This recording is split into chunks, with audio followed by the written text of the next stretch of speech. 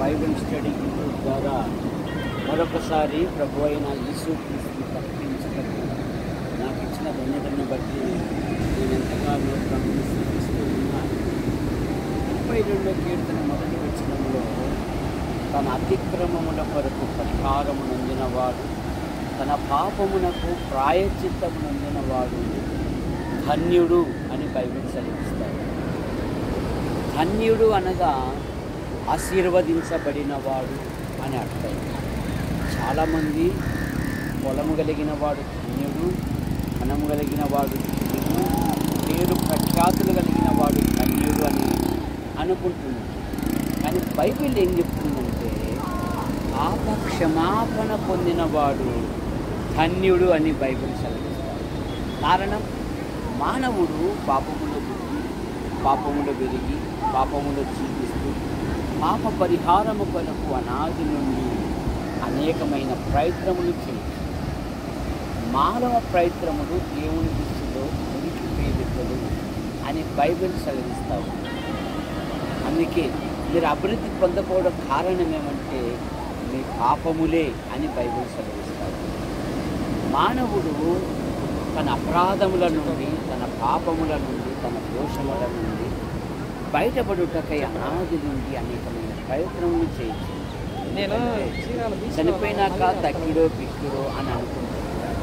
కానీ బైబిల్ సెలవిస్తుంది మనుషులు ఒక్కసారే మృతి పొందవలెను, ఆ తర్వాత తీర్పు సెలవు.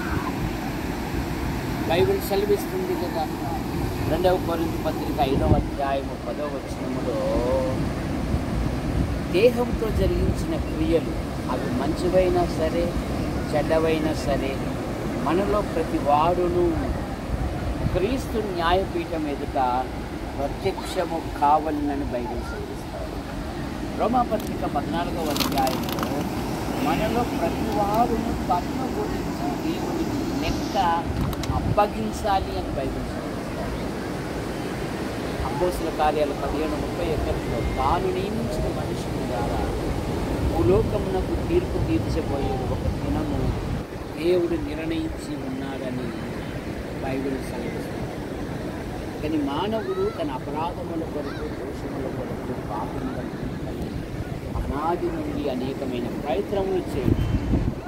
మానవ ప్రయత్నములు దేవుని దృష్టిలోనికి పేలికలు కనుక దేవుడే లోకమును ప్రేమించి యేసుక్రీస్తు నామములో భూలోకానికి మన పాపముల కొరకు, దోషముల కొరకు, అపరాధముల నిమిత్తమై ఆయన సిలువలో బలియాగము.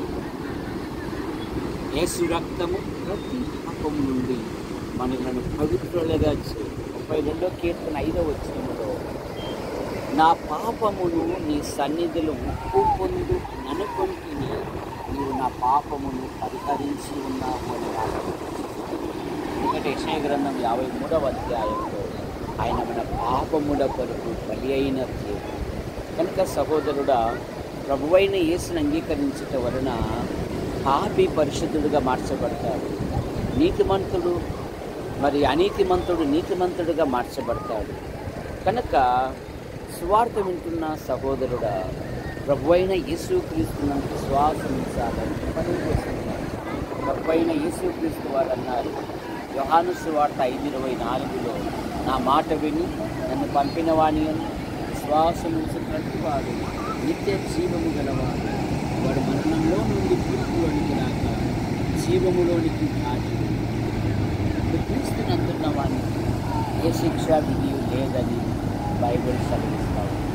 కనుక ప్రియుడ, ప్రభు అయిన యేసుని అంగీకరించి పాప క్షమాపణ పొంది ఆత్మశాంతి నుండి దేవుని రాజ్యానికి వారసులు కావాలని ప్రేమతో ఇది మనవి చేయించారు.